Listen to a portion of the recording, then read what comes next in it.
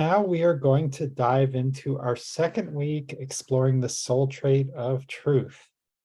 So, as we always do, we'll begin with a short meditation. So, please relax in your chair and close your eyes. And take in a deep breath through the nose and hold. And exhale through the mouth and hold. And again, inhale through the nose and hold. And exhale through the mouth and hold. And as you breathe in and out at your own pace,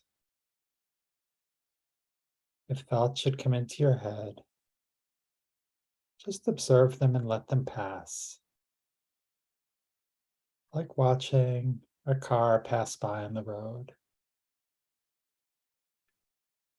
Now is not the time for solving problems, for planning ahead. Right now, all you need to do is inhale through the nose and hold. And exhale through the mouth and hold.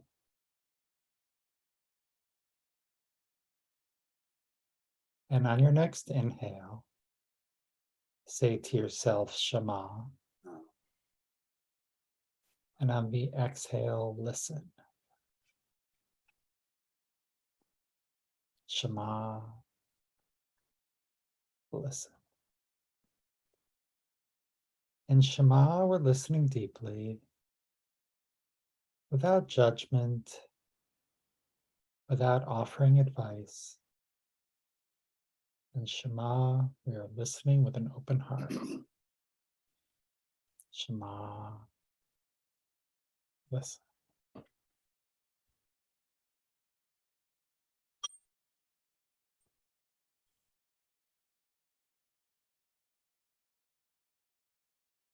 And when you're ready, you may open your eyes.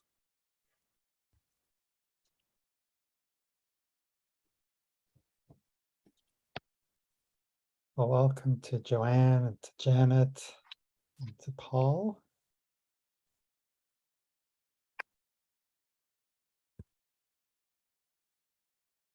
Well, to get us started today, let's see, the question we have is, how did truth show up for you this week?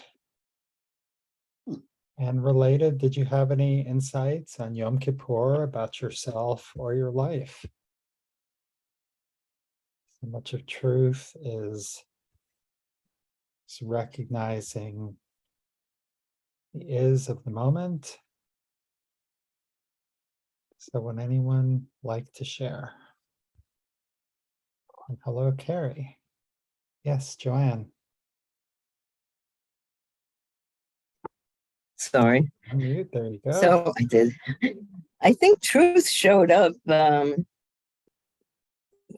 Yom Kippur or a little before, because I was trying to ascertain what things I wanted to work on and what things I might need to change or do better in, so that's truth. I also told a friend, I tried to encourage her to do what she needs to do for her health, but she wasn't very receptive. And that's the truth. I mean, and I tried more than once, but she's going to do what she does, and I don't think I made much progress there, but it's easier to tell yourself, I think, and can't really tell anybody else. But I mean, you could tell them, but whether they actually hear it, yeah, that's another thing. Okay, thanks. Thank you, Joanne. And I've said Mi Sheberach for you a number of times over these holidays. Bonnie. I think Karen wanted to say something before, and I don't want to interrupt her. That's okay. I'll hold it, at least for now. So mine occurred at Tashlich. So we did Tashlich before Erev Rosh Hashanah, since it's minhag and you can probably stick it anywhere you want. And we did it with wildflower seeds on a dead part of the field of where the synagogue is, which was really interesting. If we get any rain, it might work. But they gave us bookmarks that you can buy on Amazon that are embedded in flower seeds and wildflower seeds. So you can they will grow. And the bookmark had two things on it. One said keep, and the other one said grow. And on the keep, we were supposed to list those parts of our personality and character that we like, that works for us. And on grow, those things that we want to do better. And that we can plant it. So mine's sitting out ready to go into my garden to see if it really will spout, because I do water my garden. But I thought first of all, I thought it was incredibly clever. And secondly, I think it was very meaningful because I used the bookmark all through the Chagim. And that was it was very different and very special. And I'm very, very happy that my rabbis, my educator rabbi and my senior rabbi, are so creative. Wonderful. Thank you, Bonnie. Anyone else care to share? How did truth show up for you? Perhaps in relation to the holidays.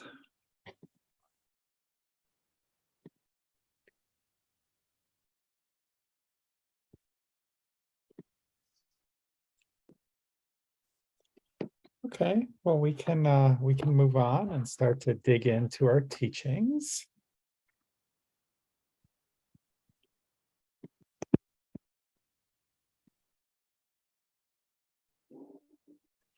So I think Rabbi Carol Glass has a very interesting take on the truth. So would someone like to unmute and read the first bullet, please?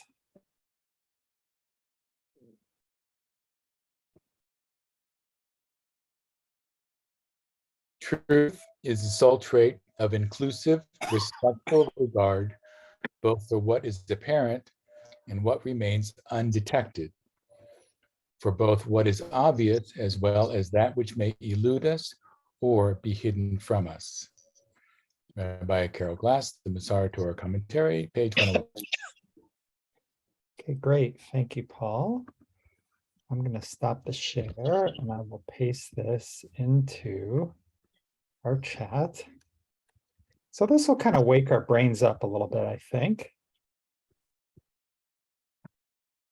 What is Rabbi Glass talking about? What is her simple point without understanding all the depth, perhaps? But what is she arguing? How might you restate that?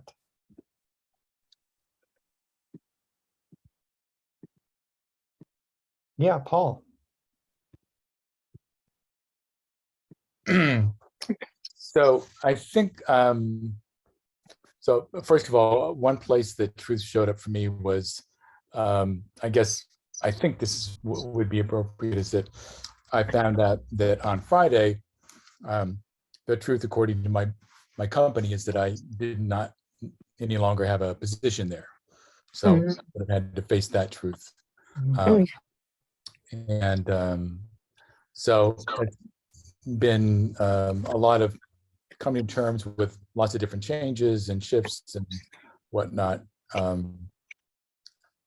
And what has become clear to me is that there's something that I do when I'm struggling to find what's true for me in a situation, is that I oftentimes, if I hear myself talking through something, then that's the process where I can, it's like almost as if I were writing in a journal, where if I write in a journal, I see what I'm writing, then I start to uncover some of the layers and find, as Rabbi Carol Glass said, that which may elude us or be hidden from us.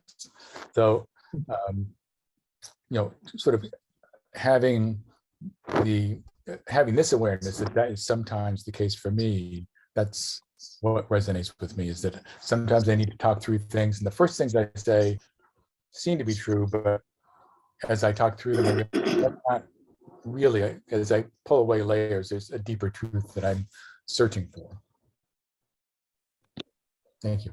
Yeah, thank you, Paul. And thank you for sharing that. And we're listening with an open heart. And I'm so sorry to hear that.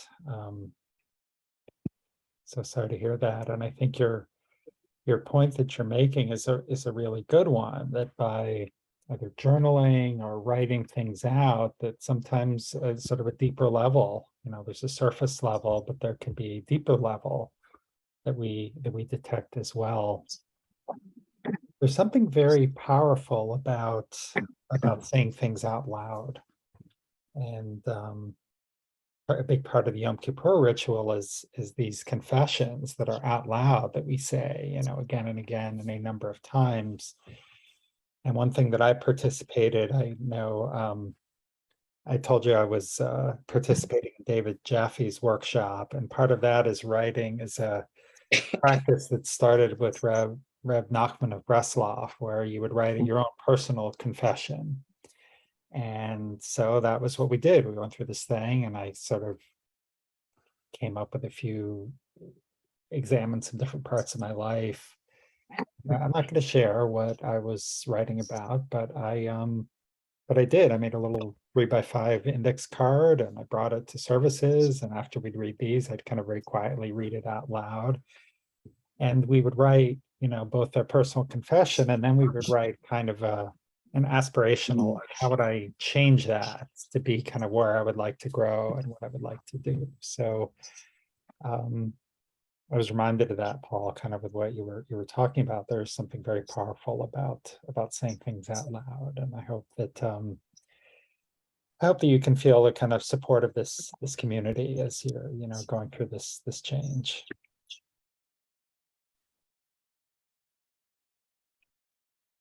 Other thoughts and comments? Where?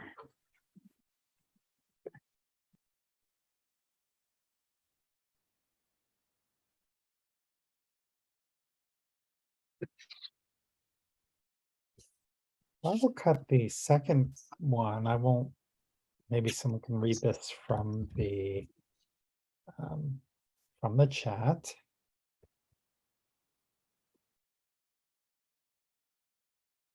This is also from a Rabbi Glass. Yeah, Sarah, would you like to read this?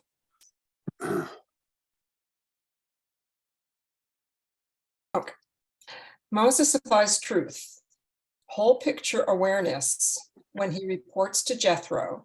He does not whitewash the history. He mentions the hardships, Exodus 18.8, for sharing the story of deliverance, Rabbi Carol Glass, the Musar Torah commentary, page 109. Whole picture awareness. Yeah, whole picture awareness. Anyone have any thoughts or comments about this idea of whole picture awareness, or what that maybe does or does not include?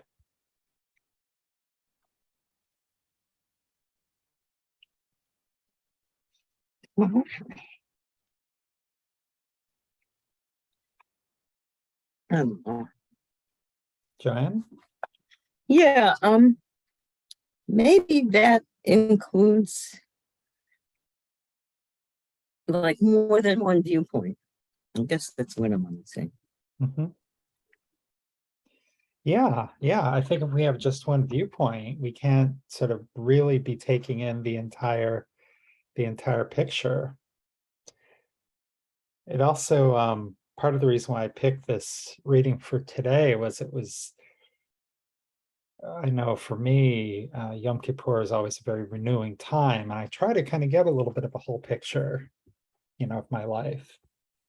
And Rabbi Nat Esri, who is my advisor at Congregation Beth Jacob in Redwood City, he said that in his sermon last Saturday, that the point of Yom Kippur is to come out feeling forgiven. It is not to kind of come out feeling like you need to keep beating your chest. And I think so it's so easy sometimes to fall into the trap of, yeah, well, I have the whole picture because I know, all of my faults without necessarily cluing into all of our strengths. But that's also part of whole picture awareness. Yes, Karen. So perhaps what we see as truth originally changes with our perception, with the whole picture, Hmm. as new information and new senses show up. It's possible that our view of truth becomes altered. Yeah, absolutely. I mean, last time when we met 2 weeks ago, we were talking about seeing the truth from another's perspective.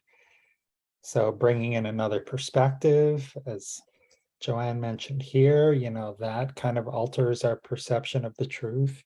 Or even, wearing my old scientist hat, you build a better telescope and you see the universe differently. And so what we may know or understand, so whether it's, a physics seeing or a spiritual seeing or some other perceptive sense, yeah, absolutely. But I think that begins with kind of an awareness, being open to learning and what's out there. Joanne, I see you fetched a book and put your hand up. Well, actually, I have this Vidui Revisited by Rabbi Chaim Ovadia, Torah of Love, and he has a whole different take on Vidui, on repentance. Not only listing the things that he's sorry for and that he wants to do better, including for not learning more, for not having more fun, for not being consistent, for not practicing what I preach. Anyway, I regret. I know very well that at tries I may, I'm bound to stumble again, but I want to promise myself and you next year it'll happen less frequently. And then he also has things that he is grateful for, thankful for, that he lists. And I don't know, I just thought this was really great. And he said that ultimately it's my responsibility to keep my word, live up to my potential, progress from selfish to altruistic, and never remain static. Hmm. To use every moment of precious life given to me in a way neither I nor others will regret, and to know that my time here, and he's talking about in Shalom Yom Kippur, as well as in this world, has not been wasted. But I thought that was really very moving. It is, He said- absolutely. And Rabbi Chaim Ovadia is one of my favorite professors. He teaches at my Oh. school. I'm taking Talmud from him right now. Oh, He's wonderful. He's an incredible person. yeah, my Incredible friend Sue Levin, I don't know if she's on the classes that you're on or not. She might be, but then again, maybe not. But she's not in a program. Yeah, he's he does a lot of stuff. So, Yes. So she's Yeah. on a lot of his Zooms and oh wow, I didn't even know he did public things. I know he did like school teaching, and wow, that's very cool. Janet, hello.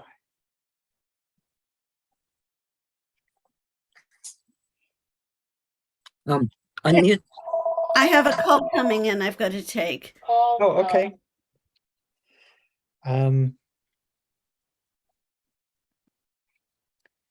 Okay, whoops, I didn't mean to hit the share button, but I didn't really want to share, but I can't seem to figure out how not to share, so I guess maybe we'll share. Look a little bit. Oh,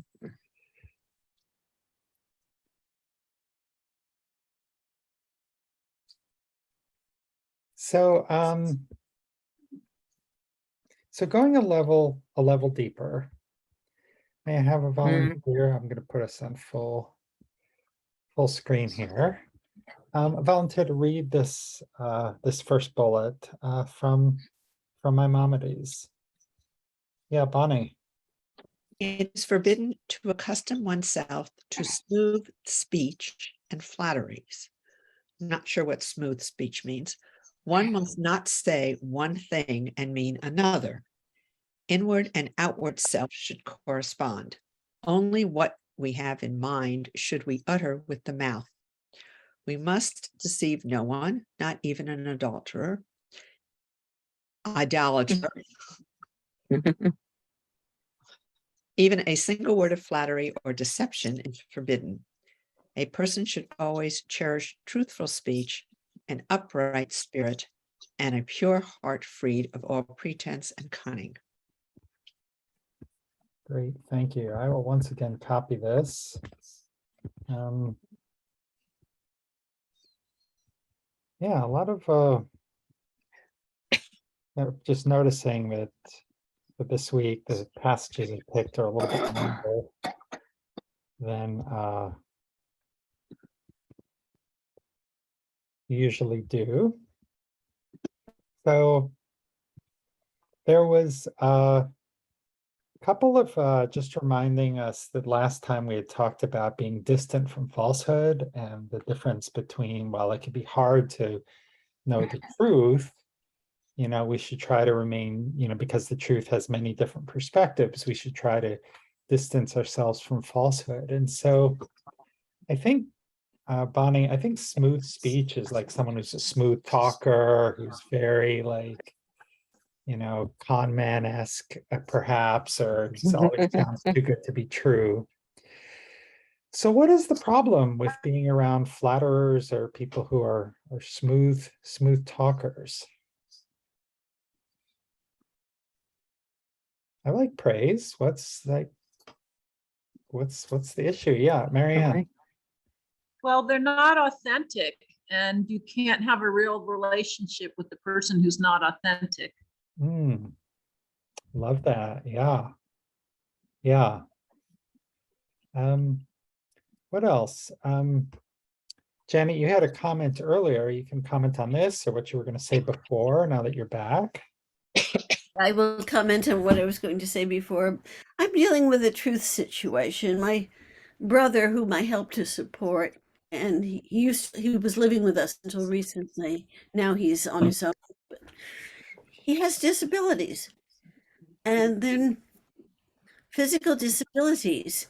And I've been on his case to get physical therapy. He just called me, by the way, to tell me he has a therapist. Oh. It's very difficult for me. I don't want to shame him in any way. Mhm. I don't want to shame him, but I don't want to paper over the truth either, that he needs help. What I try to do is create a comfort zone so he feels comfortable telling me, gee, I don't like the way I'm walking. Or gee, the people that I'm living with who use walkers can walk quicker than I can with a walking stick. I try to get him to admit or to voice what he needs. I don't want to do what my mother sometimes would do, would be to shame people. Or to say, you really need to take care of this. Or if you want to go away on vacation next summer, you had better take care of this. It's a tricky situation because I want him to do this, but yet I realize that there are no easy answers. Yeah. So I can only be so, I don't want to be a mirror for what he already sees. I want him to be able to see it, express it. Does that make sense? Yeah, thank you for sharing that, Jana. And what it's reminding me of is you're demonstrating a very important principle, which is, chesed ve'emed, kindness and truth, and bringing the two of them together, because too much truth can be really unkind, and shaming someone is never a good idea. And so really trying to let him sort of experience your loving caring and letting him come to his own conclusions is respectful, loving, kind, and a way of expressing the truth. And I know back in the day, I thought it was okay to clobber people over the head with the truth, which And I was like, well, it's the truth, therefore it's okay to say, but it's not. That's not what Musar teaches. Marianne, yes. Yeah, I'm not sure I agree. I mean, I have a situation that's somewhat similar to Janet's, and in my situation, well, I find that different people, some people need to hear something much harsher, and some people you can say the most gentle thing. So I think I don't think being truthful, brutally honest is always bad. I think it depends on the person. I Yeah. know you probably don't agree, but that's okay. Well, I don't think it's an agreement or disagreement sort of thing. You know, it is always an individual situation, and there are no absolutes involved for sure. I mean, I would say that shaming people is, you know, a different thing than being brutally honest with someone, and someone needs Yeah, to be. yeah, I don't mean shame, but Right, right. some people don't hear things until you put them very strongly. And some people hear things when it's just a very quiet suggestion. Yeah. Absolutely. A lot of communication is about kind of telling people, you know, in the way that they can hear it.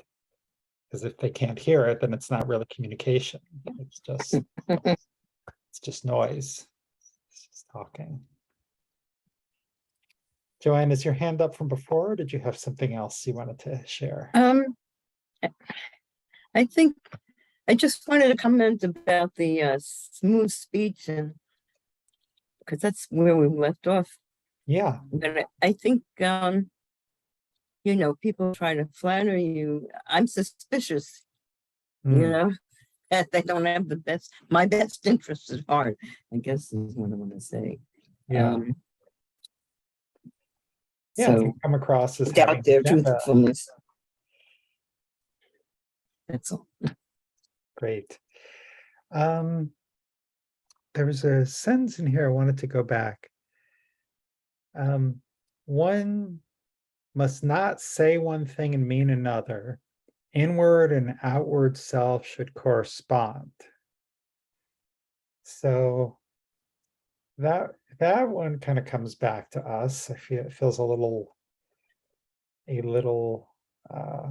like another step on this line we started when we were talking about kind of the whole truth. So what do we think about that? What does he mean? But inward and outer self should correspond. Is that realistic? Is that a good idea? Is that easy or hard? What strikes you about that?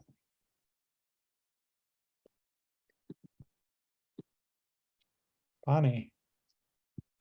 I think it's supposed to be that how you feel inside is how you show yourself, but that's often very difficult. If you have a situation that's going on. I have a 17-year-old granddaughter who has serious mental health issues.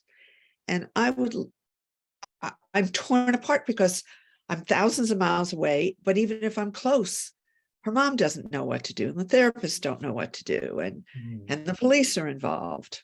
And yet I don't want to walk around looking the way I feel inside. Mhm. I'm not hiding it. I've been pretty open about this situation with my friend and now with this group. But I can't always get the outside to look like the inside. And I'm not sure I should. Yeah. That's the way I read it, but maybe that's not the way it was written or the thought behind it. Well, I think it was written as it was written, and I think you bring up a very good, I think you bring up a very good objection. It's like, hey, sometimes my feelings are really private and they're really painful. And it's not what I want to choose to share with the world. That's not an appropriate, way for me to behave or how I would choose to be. So that's a very valid concern to that statement. Carrie, what are your thoughts? I had a couple thoughts. My first simple thought was when somebody asks you how you are, and you say, I'm fine, and you're not. You're lying, or you don't want to share, or that's just the normal way to respond. The other issue is, or thought is, my granddaughter has sensory processing disorder and a lot of problems. She is getting help, but her parents don't want to, at this point, deal with research. And they know I'm researching all of this, and I have found a lot of good information for the problems they're having with toilet training for her. And I don't know how to share it. I mean, when I'm over there, I'm like this, because I want to blurt it out and say, hey, and they're trying a bunch of stuff. A lot of what I've read, they're trying. So I'm I'm trying to figure out how to share my information in a loving, not in a motherly role, just in a loving friend type role. And it's hard. It's really hard. I've been able to just share some of it, but I think this is a case for me where my truth about how I feel is definitely different from what I say when I'm around her. And I probably will just come out and blurt it one day, but I'm worried about my granddaughter and my daughter and son-in-law. So Yeah, thank you. It's so hard when people we love are struggling with different things. And we're listening to both of your stories with open hearts and offering you our support. And I'm wondering, and this is just a wonder, and I don't know what this might mean. It's, does it always mean that we need to make the outside correspond to the inside, or is there a way of making harmony between the outside and the inside? If we're having a more peaceful exterior, can that help us gain a little bit of peaceful interior without changing our desire to help and the sorrow we feel? And I don't know, because I'm not in those shoes, and I don't know that I could do that, but it is one thought that I have. So I see we have Paul, and then Joanne, and then Janet. A thought that I had after some of the comments that have been made about, having the inward and outward self should correspond. Only what we have in mind should we utter with the mouth. I mean, my takeaway from this, and this is kind of interesting because we're all coming at it from different perspectives, right? Which is the nature of trying to find truth, I think. So for me, the truth seems to be that if my intent with my words, or if my intent is different than what my words say. So with flattery, with just being glib and being obsequious and just trying to curry favor with somebody because they're more powerful than I am, my intent is not to really praise them. My intent is really to gain favor with them. And so that's something that occurs to me, that on some of the other situations that have been brought up are very difficult to have your inner and your outer be the same, because you're torn. You're trying to figure out what the best thing to do is, and you want to do the right thing. You want to make sure that, like Carrie was saying, she wants to make sure that she says the right thing, but she doesn't want to, she wants it to be heard in a caring way, and that can be very tough depending on who the receiver is. So, thank you. Thank you, Paul. And Sorry, I want to make sure you all can speak, but you guys are sparking a lot of things in me. And I almost wonder, which deeper truth are we talking about? There's a deeper truth about Mm, loving our family and not wanting to be hurtful to them. And maybe in that sense, the inner and the outer are corresponding because we're not just doing something that we know would be hurtful or that we think might be hurtful. That inner truth of the caring is what is being corresponded on the outside. And we have a lot of other thoughts and all kinds of other things we want to say, but maybe it's well, I really love you, but I'm going to devastate you by telling you all this stuff. That doesn't feel like it's a harmony to me. It's like, well, you say you love me, but you're behaving in a non-loving way. And so there's a lot of levels we could look at this. Let's see, we had Joanne and then Janet. yeah, I just wanted to say that I think sometimes, since we have these tools of email or messaging, that's a good way to say, oh, I just read blah, blah, blah, and I see that that's something you've been trying, something that's positive and, and then give the source of whatever it was and or the website. And maybe that's easier than trying to do it in person. In person is really hard, I think. That's why. Hi, Janet.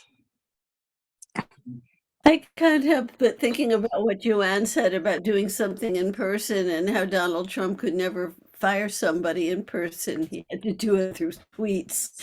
Let's not get into political content. No, I just thought that was funny. But what I really wanted to talk about was many years ago, a family member had moved into a condo and the kitchen wasn't functional and not much else was functional there. And she asked me, could I live like this? And I said, no. And I said, to me, the kitchen's the heart of my house and that's how I operate. Well, she got furious at me because I'm judgmental. Okay, guilty is guilty. But the fact is, I couldn't live in that kind of chaos. I could not live without a phone. I mean, let's put it this way: when we did a remodel and had to go into the grocery store to buy frozen dinners, Alan would apologize to the checker and said, "I married my wife because she's a gourmet cook, and look what we're eating now." Because kitchen cooking is very important to me, but that was a mistake. I wonder if there was a better way that I could have phrased that. That no, I was asked directly, could I live that way? And I could have said, well, everybody's different, or something like. Of course, hindsight is 2020, but yeah, I got myself in big trouble. Yeah, this is a hard one. It's like you told the truth and they asked the question, but it wasn't what they really wanted to hear. And we don't know what they wanted to hear, but these relationships are hard. Karen.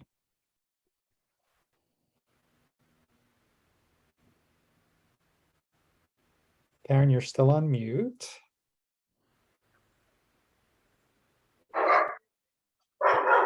So this is Karen. And what struck me about this is that if our inner thoughts and our outer actions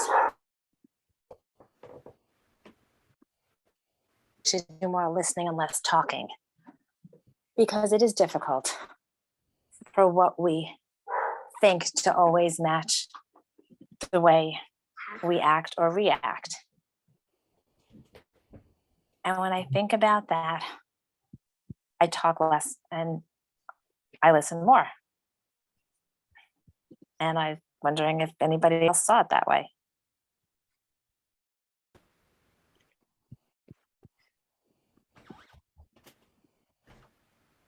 Yeah, Bonnie. Well, I agree tremendously with Karen. And I remember that line from Hamilton when he goes to Burr, and Burr says, "Talk less, listen more." Hmm. Beginning of the show. That acronym that I said a couple of weeks ago, wait, why am I talking? I need to have imprinted on my forehead, but I won't see it unless I'm standing in a mirror. So I really need it imprinted on the inside of my hand because I talk with my hands because I'm Jewish Italian, all Ukrainian and Russian. And I find that I have to really, really work at not over talking somebody. Hmm. Terrible habit. And, it's like, I like to just put some tape over my mouth. But yes, I think that when I do it, I'm a much better friend. Hmm.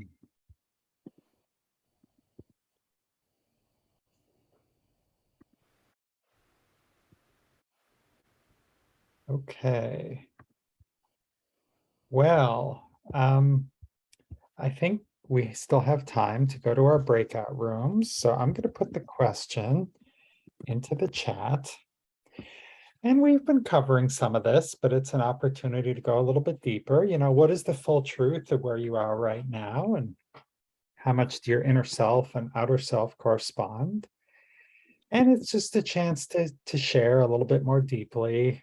Can check in on if this is a little too close to home. Please don't share anything that you don't feel comfortable sharing. That's and feel free to just kind of do any level of check-in that feels comfortable to you.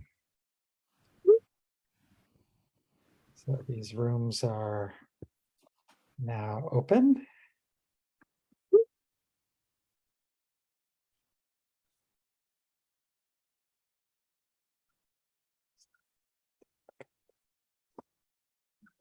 For those of you, hey everyone, welcome back. So how were those sessions? How was it to kind of be able to talk about the truth of where you were in a more private setting? See a lot of nods and like, yeah, that was pretty good sort of expressions. Joanne. Yeah, I think we ended up saying, that we shouldn't have expectations of the other people doing something the way we would do it if it's not in there. The moves using the expression wheelhouse, Mhm. it's not something they're like really capable of or have knowledge of. And so sometimes you also have to find the right person if you need something that's not in the other person's wheelhouse. Find somebody else. Mm. That was a good rule. Yeah, being in the wheelhouse is yeah, knowing yours, trying to discover other people's, that's great stuff. Thank you.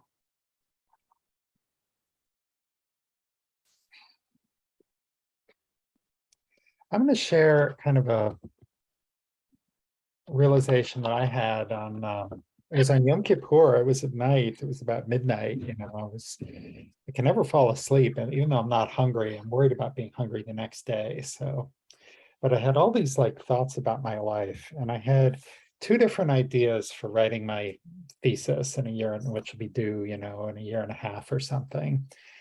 But one was about bringing together all of these different rabbis from different denominations and have them debate certain modern problems and then try to compile them.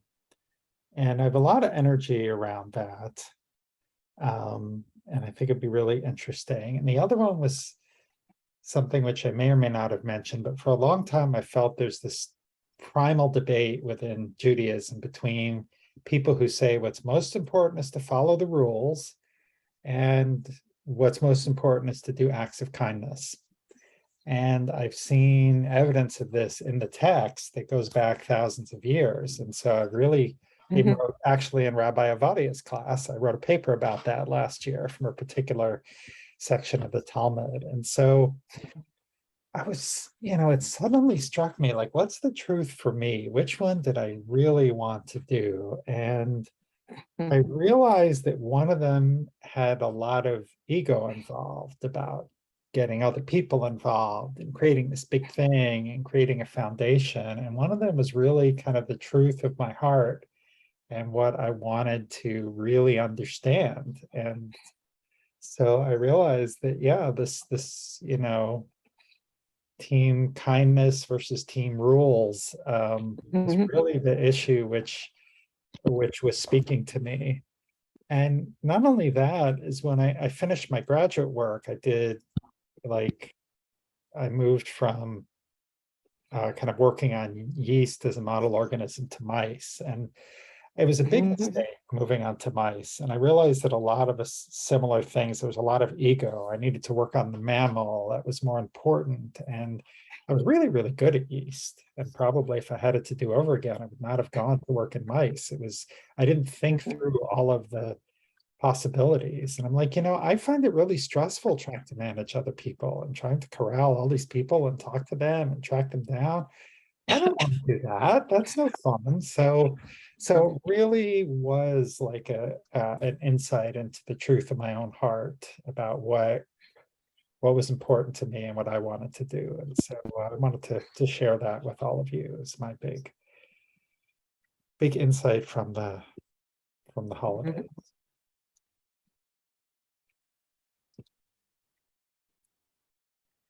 No, just one thing.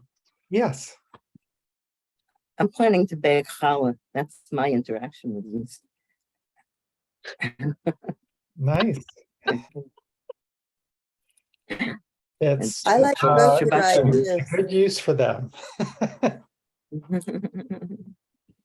Same species. And I knew I had to get fresh yeast and it made a world of difference. Does. All right, friends. Well, we can close as we began with a short meditation. So please, once again, relax in your seat and close your eyes. And take in a deep breath through the nose and hold. And exhale through the mouth and hold.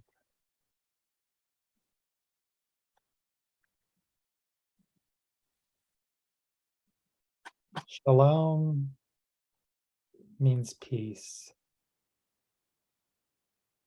Shalem means wholeness.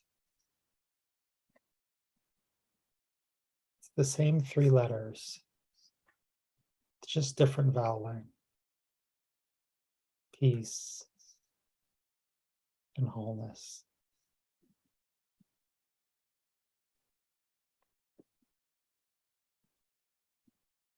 When we can be our whole self, it opens the door to peace. And we can find peaceful circumstances. It can give us the courage to look at our whole self.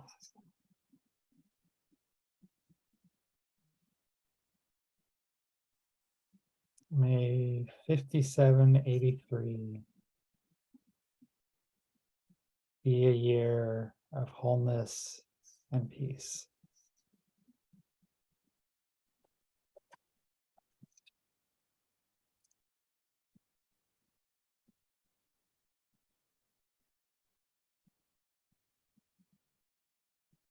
And when you're ready, you may open your eyes.